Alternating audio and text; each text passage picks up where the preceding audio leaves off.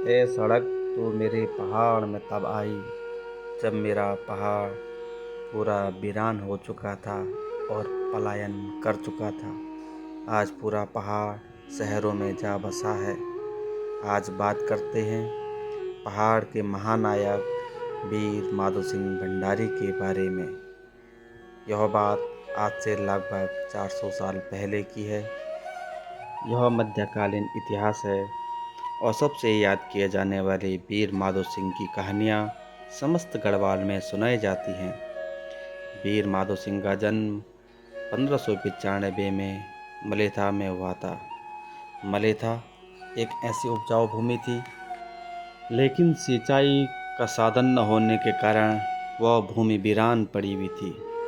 वीर माधो सिंह भंडारी ने देखा कि यह तो उपजाऊ भूमि है, इसके लिए सिंचाई के लिए पानी की व्यवस्था हो जाए तो यहाँ पे अच्छी फसल हो सकती है।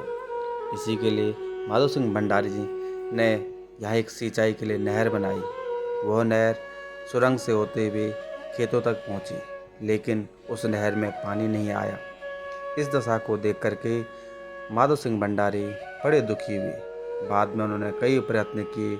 उसके बारे में अनेक प्रकार की किंवदंतियाँ हैं। जिन खेतों में पानी लाने के लिए माधो सिंह भंडारी ने अपने बेटे की बलि दे दी, अपने बेटे के खून से जिस ज़मीन को सींचा था और उसी ज़मीन पर लहराती हुई फसलें भी और किसान बड़े खुशी थे। लेकिन आज का दुर्भाग्य इतना बड़ा है कि जिन खेतों के लिए माधो सिंह भंडारी ने अपने बेटे की बलि दी, आज वह खेत रेल परियोजना के तहत तहस नहस हो चुके हैं। यह देख करके बड़ा दुख होता है कि कोई इन खेतों के लिए अपनी जान देने के लिए तैयार था, लेकिन आज विकास के चक्कर में यह खेत सब तबाह हो गए। अब निकल पड़ते हैं हम मलेथा से आगे देवप्रयाग के लिए। और सड़क के किनारे यह जो नदियां हैं बड़ी शांत और सुंदर बह रही हैं, लेकिन नदी के उस पार आप यह देख सकते हैं रेलवे प्रोजेक्ट का जो काम है वह किस तरह है। विकास ही विनाश का कारण है। आज पहाड़ों में सड़कें चौड़ी हो गई हैं, रेल आ गई है, हवाई जहाज़ की सुविधाएं हो गई हैं। और वक्त का हालात तो देखो कि पहाड़ के लोग स्वास्थ्य, रोजगार और शिक्षा के लिए मैदानों में जा बसे हैं। आज पहाड़ में सिर्फ पहाड़ ही के लोग रह रहे हैं, वो भी गिने चुने। लेकिन एक बात का तो सुकून है कि इस पहाड़ों में आने के बाद मन को बड़ा ही सुकून मिलता है, क्योंकि इन पहाड़ों में अपना बचपन बीता हुआ है। जिन लोगों ने अपना बचपन पहाड़ों में बिताया हो, उनसे पूछो कि पहाड़ों में कितना सुकून हो। भले ही लोग आज रोज़गार के लिए मैदान की तरफ भाग रहे हों, लेकिन अंत में सुकून के लिए लोग पहाड़ों में ही आते हैं। आए भी क्यों ना, क्योंकि ये पहाड़ हर व्यक्ति को अपनी ओर बुलाते हैं। धीरे धीरे इन चौड़ी सड़कों पे घुमावदार रोड को देखते हुए नदी के पल्ले तरफ सुंदर सुंदर गांव हैं। अब पहुँचे हम देवप्रयाग। यहाँ पर भागीरथी और अलकनंदा का संगम है। बड़ा ही सुंदर संगम है। यहाँ से माँ पतित पावनी गंगा बनकर के यह नदी आगे बहती है। और यहीं पे रघुनाथ जी का मंदिर है। कहा जाता है कि इसकी स्थापना पांडवों ने की थी, जब पांडव ब्रह्महत्या के पाप से उत्तर की तरफ शंकर भगवान की खोज में निकल पड़े थे। तब इन्होंने यहाँ पे इसी संगम के किनारे रघुनाथ जी का मंदिर स्थापन किया था।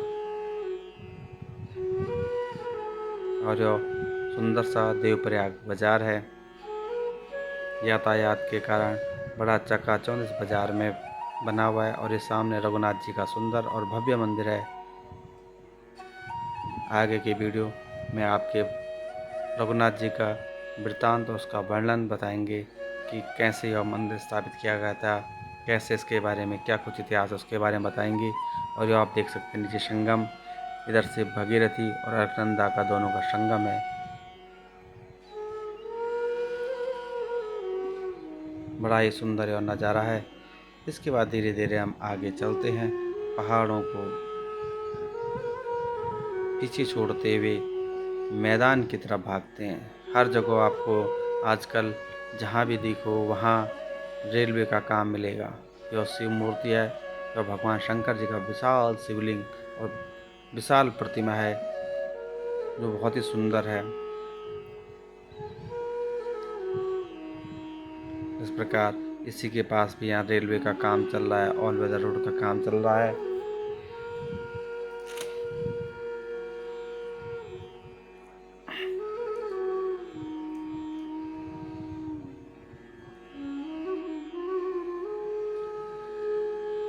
और शिव मूर्ति को पार करने के बाद पहुंच चुके हैं हम तीन धारा के पास।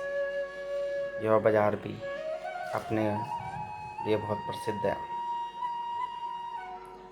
अपने आप में प्रसिद्धि पाने के लिए अनेक प्रयत्न करने पड़ते हैं, लेकिन यहाँ पे खाने के लिए बड़ा प्रसिद्ध है तीन धारा। खाना खाने के बाद अब निकल पड़े हैं हम आगे ऋषिकेश हरिद्वार के लिए। और यह सुंदर सा दृश्य ऑल वेदर रोड का। एक समय था जब ऋषिकेश से ऊपर आने में बहुत समय लगता था।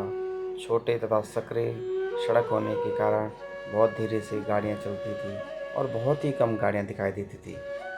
लेकिन आज के समय में सड़कें इतनी चौड़ी हो गई हैं और गाड़ियाँ भी इतनी हो गई हैं कि दिन भर इस रोड पे गाड़ियाँ ही गाड़ियाँ नज़र आती हैं।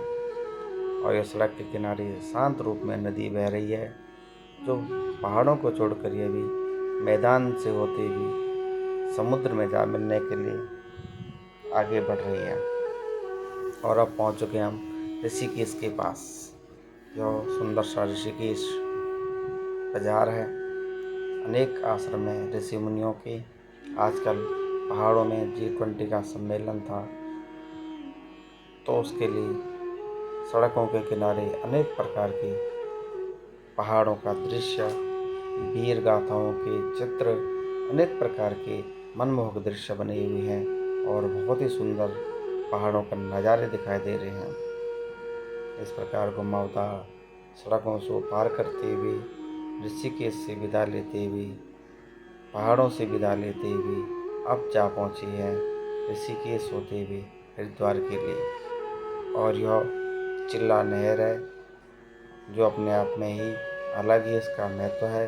और नदी के परली तरफ जिम कार्बोनेट पार्क है।